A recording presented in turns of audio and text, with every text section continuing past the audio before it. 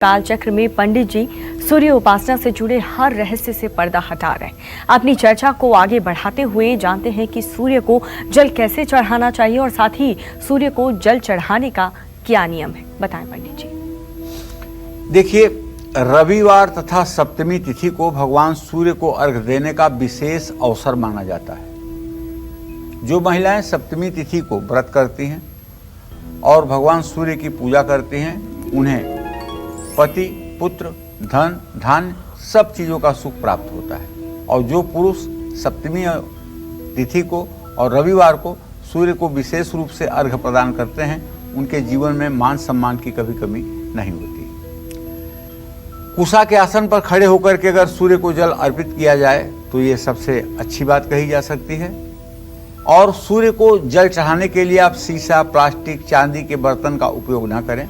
सूर्य को जल चढ़ाने के लिए सिर्फ तांबे का लोटा या पीतल के लोटे का या कांसे के लोटे का उपयोग कर सकते हैं। दोनों हाथों को हृदय के पास लाकर सूर्य को जल देते हुए सूर्य को जल देते समय ये ध्यान रखें कि जब आपका जल गिरता है तो उसके अंदर से सूर्य की किरणें आपके धार के अंदर से होकर के आपके मुखमंडल पर पड़ें। किसी दिन सूर्य नजर अगर नहीं आए बादल की वजह से, तब भी आपको पूर्व उत्तर की दिशा में मुंह करके सूर्य को जल उसी श्रद्धा से देना चाहिए जैसे दिखने पर दिया जाता है। जल देते समय इस बात का ध्यान रखना चाहिए कि वो जल डायरेक्ट आपके पैरों पर न पड़े। जमीन पर गिरने के बाद अगर आपके पैरों पर छींटा आ रहा है तो आप दुखी मत होइएगा, क्योंकि आप जल तो दे रहे हैं सूर्य को, न कि पृथ्वी को। पृथ्वी पर जल गिरने के बाद अगर कहीं इधर उधर हो रहा है तो उसमें आप दोष के भागीदार नहीं हैं।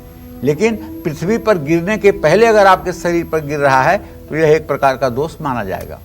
सूर्य की उपासना वैसे तो हर दिन करनी चाहिए, 30 दिन करनी चाहिए, 12 महीने करनी चाहिए, 365 दिन करनी चाहिए। लेकिन अगर आप नित्य नहीं कर सकते हैं तो सूर्य के 3 नक्षत्र हैं। पहला नक्षत्र सूर्य का जो है वो है कृतिका, और दूसरा नक्षत्र जो है वो है उत्तरा फाल्गुनी, और तीसरा नक्षत्र है उत्तराषाढ़ा।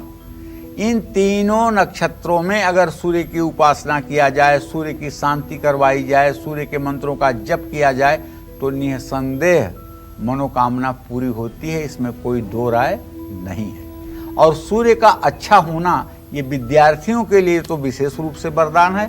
और अगर आपका बच्चा भी पढ़ाई कर रहा है तो आपको ये जरूर बच्चे को देख करके अनुमान लगाना चाहिए कि इसका सूर्य कैसा है। अगर आत्मविश्वास अच्छा है, भय नहीं है, एग्जामिनेशन से डरता नहीं है, उसकी बॉडी लैंग्वेज घबराहट में नहीं आती है, उसके चेहरे का आभा मंडल गिरता नहीं है, इसका मतलब उसका सूर्य ठीक है। और अगर ये इसके विपरीत बातें हैं तो सूर्य कमजोर है, उसका उपाय करना चाहिए। जय मां विंध्यवासिनी। नमस्कार, मैं हूं मानक गुप्ता। अगर आपको हमारा ये वीडियो पसंद आया हो तो इसे लाइक और शेयर जरूर करें। और हाँ, हमें सब्सक्राइब और फॉलो करना ना भूलें ताकि आप देश और दुनिया की कोई खबर मिस ना करें। तो जुड़े रहिए हमारे साथ और देखते रहिए न्यूज़ 24।